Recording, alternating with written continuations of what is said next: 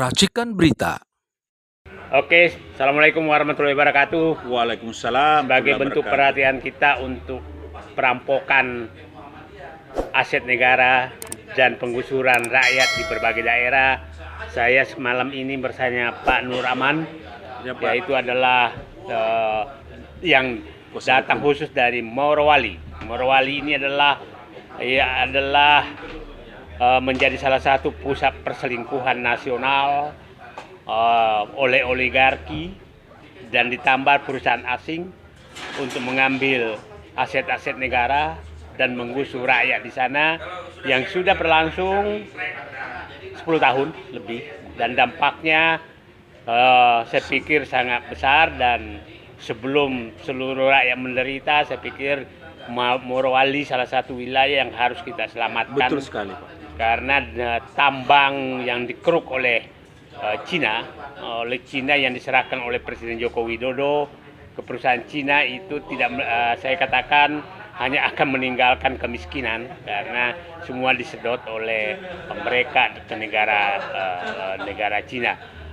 Dan ini menjadi salah satu perhatian kita, dan Pak Nur Aman salah satu penasehat hukum terhadap masyarakat di sana, saya pikir perlu menjelaskan kepada publik apa yang terjadi sebenarnya yang selama ini ditutup-tutupi, agar seluruh penduduk Indonesia mengetahui apa yang terjadi sebenarnya di Morowali. Saya udah berkali-kali di Morowali, dan jadi saya agak paham, tapi jauh lebih bagus Pak Nur Aman yang menjelaskan apa yang terjadi sebenarnya di Morowali. Silakan Pak Nur Aman. Terima kasih banyak Bapak Dr. Haji Muhammad Said Didu yang berkenan memberikan kami kesempatan bertemu beliau,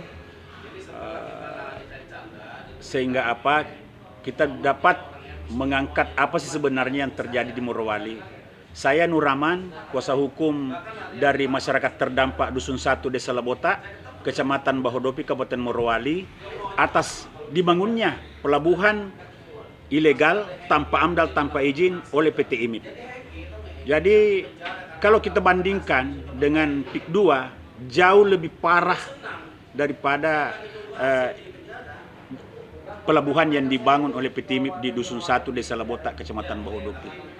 Dilakukan tanpa izin, dampaknya ketika hujan mendatangkan banjir dan lumpur, ketika kemarau mendatangkan debu dan debu batu bara. Data yang kami punya bahwa subjeknya atau korporasi yang memohonkan kepada pemerintah daerah Kabupaten Morowali rekomendasi untuk membangun itu tidak menentu. Pertama dimohonkan oleh BDT. Itu BDT dari kata Bintang 8 Terminal. Setelah bermasalah, tiba-tiba muncul nama BDM, Bintang 8 Mineral. Dan sekarang semua yang hadir pada pertemuan-pertemuan yang dilakukan oleh perusahaan itu diwakili oleh PT IMIP. Nah, dari segi subjek hukumnya saja, pelakunya korporasinya tidak menentu, Pak. Itu satu. Jadi bagaimana bisa mengurus izin-izinnya, izin tentang ruang, izin tentang di Kementerian Perhubungan, izin tentang lingkungannya. Legal standing saja pemohonnya itu tidak jelas. Siapa sih PT yang bertanggung jawab di sini? Korporasi apa ini yang bertanggung jawab? Nah, kemudian di belakang hari kami temukan bahwa IMIP itu tergabung dari dua korporasi. Satu dari China yang bernama Shanghai Design Investment, dan satu dari Indonesia yang bernama Bintang 8 Investment. Nah, inilah yang bergabung sehingga muncullah IMIP. Terus yang kedua, bahwa rekomendasi yang dimintakan tadi oleh PT BDT Bintang 8 Terminal itu hanya seluas 83 hektar. Itu 2009 kami ada datanya, tanda tangan Bupati Morowali namanya Taslim itu 83 hektar. Tidak lebih dari itu. Tapi faktanya sekarang sampai tahun 2025 ini sudah bukan lagi 82 hektar, tetapi lebih dari 7 kilo menurut informasi terakhir yang kami dapat. Nah, inilah semua bentuk-bentuk ilegal yang mungkin yang saya bisa adopsi dari kalimat bahwa ini bentuk perampokan atas sumber daya alam kita. Kita bayangkan dengan adanya penimbunan laut ini, itu laut sudah jadi daratan. sehingga masyarakat korban mulai dari dampaknya, mulai termasuk nelayan-nelayan tradisional yang tidak bisa melaut lagi, Pak. Saya miris sekali, Pak, ada satu orang namanya tradisional yang pakai selo namanya, Pak. Itu alat tangkapnya itu. Pas itu kan selonya, Pak, itulah yang akan dijadikan sebagai JT tadi bangunnya itu dibongkar, Pak, tanpa ganti rugi. Nah, kita bisa bayangkan kenapa mesti Cina datang dengan seenak-enaknya menginjak-injak kedaulatan bangsa dan negara ini. Saya pikir, saya ingin mengulang bahwa tidak boleh ada harga berapa triliun pun bila ditukar dengan kedaulatan bangsa, kedaulatan negara ini, dan masa depan anak cucu bangsa ini. Itu mungkin yang saya ingin sampaikan. Terus yang kedua bahwa upaya yang dilakukan oleh masyarakat terdampak itu mulai dari desa, camat, bupati, sampai presiden sejak tahun 2020 itu sudah bermacam-macam. Saya sendiri sebagai kuasa hukum sudah bersurat ke presiden itu sudah 6 kali sejak tahun 2001.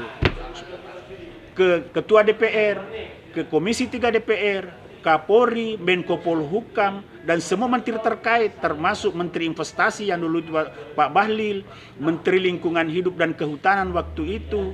Semua menteri yang terkait kami surati, KPK, Komnas HAM, Ombudsman, sampai Gubernur, Ketua DPR Provinsi Sulawesi Tengah, Bupati Morowali, Ketua DPR Kabupaten Morowali, Kapolres Morowali, tapi tidak ada satupun yang menanggapi. Yang lebih lucu, KPK turun, naik perahu, meninjau, merasa miris, pulang tanpa apa-apa, dan sampai saat ini tidak ada tindakan. Itu mungkin, Pak, yang bisa kita sampaikan. Ya, saya pikir saya melihat Morowali ini panjang pantai Morowali itu Morowali Induk dan Morowali Utara itu sekitar 200 km. Betul, Pak.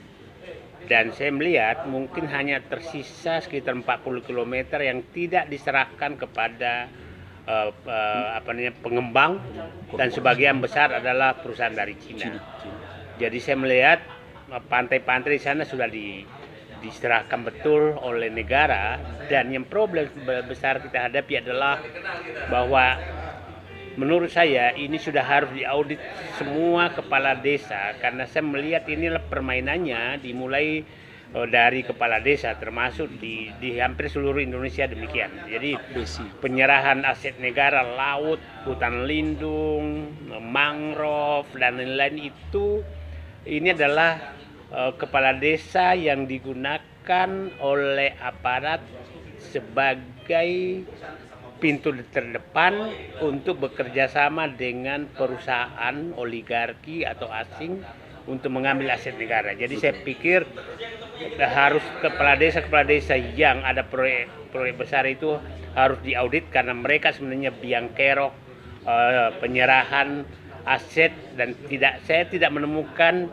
Saya pernah ketemu kepala desa di Morowali yang sempat bisa membela rakyatnya, tapi saya yakin mungkin hampir 100% itu adalah menggusur rakyatnya. Dan saya pikir seluruh kepala desa di Morowali juga harus diaudit. Itu saya pikir. Terima kasih. Ya, terima kasih banyak, Pak.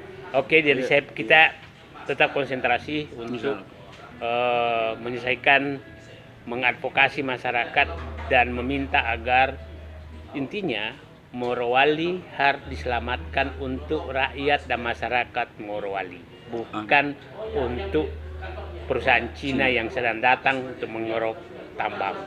Bukan kita anti pembangunan, tapi kami anti perampokan aset negara dan penggusuran rakyat. Terima kasih. Assalamualaikum warahmatullahi wabarakatuh. Waalaikumsalam warahmatullahi wabarakatuh. Iya, Pak. Terima kasih banyak nih, Pak.